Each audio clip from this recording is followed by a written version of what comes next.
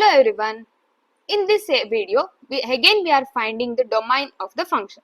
So, ಇಲ್ಲಿ observe ಮಾಡಿ function ಯಾವ ತರ ಇದೆ f by g form ಅಲ್ಲಿ ಇದೆ.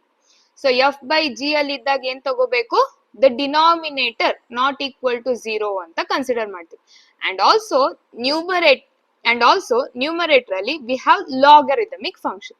So, logarithmic function is defined only when log x is defined only when x is positive. ಹಂಗಾಗಿ ಇಲ್ಲಿ log base 2 x plus 3 ಇರೋದ್ರಿಂದ we must have x plus 3 greater than 0 or x is greater than minus 3. So this is for the numerator.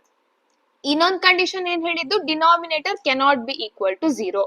So denominator ಏನಿದೆ x square plus 3x plus 2 ಅಂತ ಇದೆ. So ಇನ್ನೂ ಒಂದು observe ಮಾಡೋದಾದ್ರೆ ಇದು quadratic equation ಗೆ maximum we can get 2 values. So ಅದಕ್ಕೆ solve ಮಾಡಿದಾಗ ಎರಡಕ್ಕಿಂತ ಜಾಸ್ತಿ ವ್ಯಾಲ್ಯೂ ಅಂತೂ ಬರಲ್ಲ. ಎಕ್ಸ್ ಗ್ರೇಟರ್ ದ್ಯಾನ್ -3 ಅಂತ ಬಂದಿದೆ ಅಂದ್ಮೇಲೆ ಇಂಟರ್ವಲ್ ಮಸ್ಟ್ ಬಿ -3, ಇನ್ಫಿನಿಟಿ.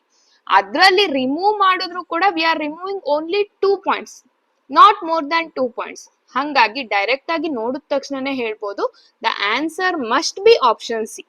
ನೀವು ಈ ಕ್ವಾಡ್ರಾಟಿಕ್ ಈಕ್ವೇಶನ್ ಸಾಲ್ವ್ ಮಾಡ್ಬಿಟ್ಟು ಫೈಂಡ್ ಮಾಡಲೇಬೇಕು ಅಂತಾನೂ ಏನಿಲ್ಲ, ಡೈರೆಕ್ಟ್ ಆಗಿ ನೋಡಿದ ತಕ್ಷಣನೇ ಗೊತ್ತಾಗತ್ತೆ ಆನ್ಸರ್ ಇಸ್ ಆಪ್ಷನ್ ಸಿ ಅಂತ.